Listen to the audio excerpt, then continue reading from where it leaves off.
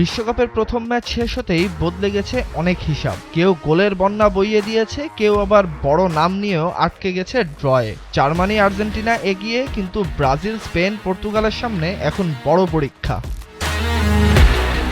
সবচেয়ে বড় বার্তা দিয়েছে জার্মানি ও আর্জেন্টিনা। কুরাসাওকে 7-1 গোলে হারিয়ে শুধু 3 পয়েন্ট নয়, গোল ব্যবধানেও নিজেদের শক্ত অবস্থান তৈরি করেছে জার্মানি। আর্জেন্টিনাও আলজেরিয়ার বিপক্ষে 3-0 জয়ে দেখিয়েছে বর্তমান বিশ্ব চ্যাম্পিয়নরা এবারও শিরোপা ধরে রাখতে কতটা প্রস্তুত।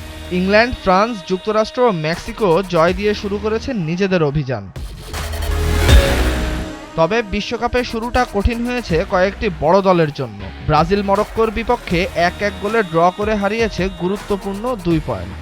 এই ড্রয়ের ফলে এখন পরের ম্যাচগুলোতে ভুল করার সুযোগ কমে গেছে সেলসাওদের। পর্তুগালও ডিআর কঙ্গোর বিপক্ষে জয় তুলে নিতে পারেনি। আর স্পেন ও বেলজিয়ামের মতো ফেভারিট দলগুলোকে এখন ঘুরে দাঁড়াতে হবে পরের ম্যাচেই।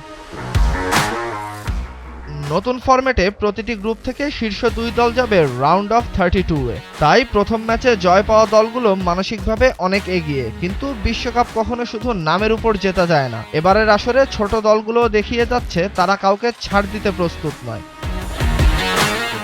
প্রথম রাউন্ড শেষে বিশ্বকাপের পয়েন্ট টেবিলে তৈরি হয়েছে নানা সমীকরণ। জার্মানি, আর্জেন্টিনা, ইংল্যান্ডের মতো দলগুলো নিজেদের অবস্থান শক্ত করলেও ব্রাজিল, স্পেন ও পর্তুগালের মতো বড় দলগুলোর সামনে এখন ঘুরে দাঁড়ানোর চ্যালেঞ্জ।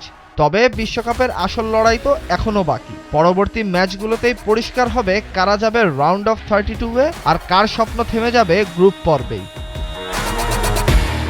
তাহসিনুল বাকি ফাহিম, ভোরের কাগজ।